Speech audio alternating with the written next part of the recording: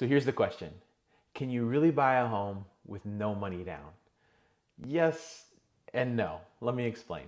There are some programs that don't require any down payment, like the VA program, USDA, even FHA has 100% financing. And you can get your closing costs covered by a down payment assistance program or by the seller. And so there are some scenarios where you wouldn't have a down payment, or you get your down payment covered and you get your closing costs covered. But does this mean that you don't need any money to buy this house? Well, yes and no. So typically when you buy a home, there are four different things that you're going to need to pay for. One is your earnest money. That serves as your deposit for the transaction. Your option money. That gives you a set amount of time to do some exploration, to see if the insurance is too high, or to see if there's any problems with the home.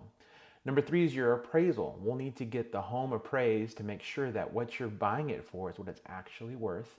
And then the fourth thing is a home inspection. A home inspection is going to have a licensed home inspector go out to the home and make sure there's nothing seriously wrong with the home.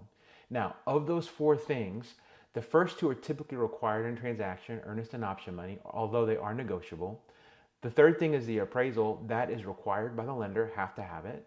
And then the last one, the inspection, is technically optional, but as a friend, I would never tell you to skip your inspection. You should always get a home inspection, always, always, always.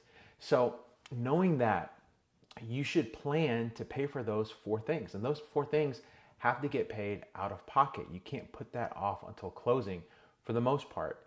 And so you need to plan to have anywhere from $3,000 to $5,000 at a minimum to pay for these things, because you'll need to pay for them up front or as they come. And so even though you might be able to have zero down and your closing costs covered, you're still going to have money to pay for these things. Now, if you have everything covered, your down payment covered, your closing costs covered, it is possible that you get a portion of these fees or even all of them paid back to you at closing. I actually have buyers that sometimes when they close, they get a check back because they've put in some money for these things, but all those costs were already covered. But you cannot typically buy a home without having zero money in your bank or without putting any money towards a transaction. So please be aware of that. If you have questions, please talk to your realtor or please reach out to me. I'd love to connect and talk you through the home buying process.